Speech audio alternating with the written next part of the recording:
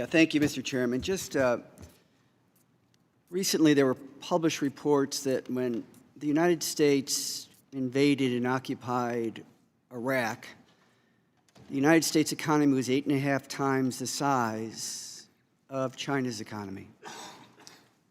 Today, by many measures, China's economy is larger than that of the United States. And all this talk about infrastructure and how you pay for it, we're reminded that the hundreds of billions of dollars that we've spent in rebuilding the roads and bridges of Iraq and Afghanistan were never paid for. And it added to, by some estimates, a $3.5 trillion debt in all. And because there's no accountability for anything in Iraq or Afghanistan, even the inspector generals have a hard time compiling accurate information. There's no telling what the real costs are. Additionally, because Iraq and Afghanistan is as bad today as it was 20 years ago when we went in there, there are no institutions, there's no local means of support to maintain all the roads and bridges that we built for them. So they're on a 20-year lifeline, and they're deteriorated.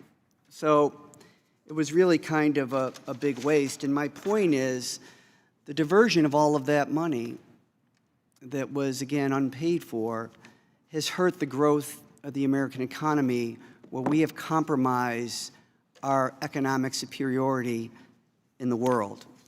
You know, it was the United States that led the rollout of G4 technology in the digital economy. China is now leading the rollout of 5G, which is 5th generation, and we are way behind. And one of the reasons for that is the United States is about $400 billion short in building 5G base stations and infrastructure. So all across the American economy, you find that our diversion in other places has not only cost us very valuable American lives in terms of the soldiers that were killed, but very valuable money that should have been invested in our economy. Now, I hear all the time both Republicans and Democrats, and they're right, are always harping about how China cheats on their currency, and they do, and that should stop. They don't care about their workers. They don't care about their environment. But what they are doing, and we're not doing, is investing in the growth of their economy. China is building infrastructure in Africa. China is building infrastructure in the Middle East, not to get involved with a war, but to access emerging markets toward the growth of their economy. And I just think that when we're talking about infrastructure, there's too much of an emphasis on paying for it.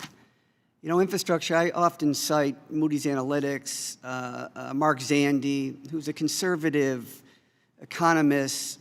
He was asked, what is the economic return for the tax cuts? He said, for every dollar that you give away, you get 32 cents back. So you lose 68% in terms of your investment, a loss in investment. For every dollar that you invest in infrastructure, you get $1.60 back in economic growth. So the return on investment is 60%. And at the very outset of this hearing, there was a lot of talk about, and many were making reference to the fact that you borrowed money 20, 30 years ago at 14%. Now it's, virtually nothing.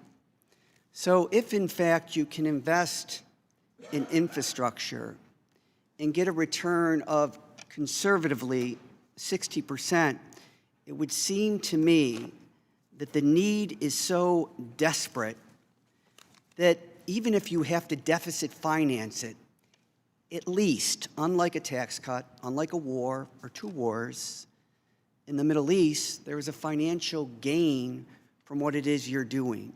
And I see it, I'm from Buffalo, and we've redeveloped our infrastructure, our waterfront. Every dollar we invest, we're getting $3 or $4 back in private sector investment.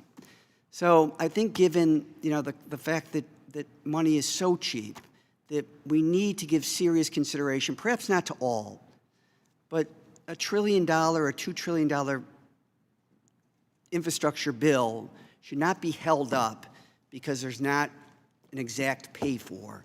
You have to consider that there are good investments that can be financed in terms of deficit financing, and there are bad investments. I think infrastructure is proven to be a good investment in the growth of your economy. With that, I'll yield back, sir.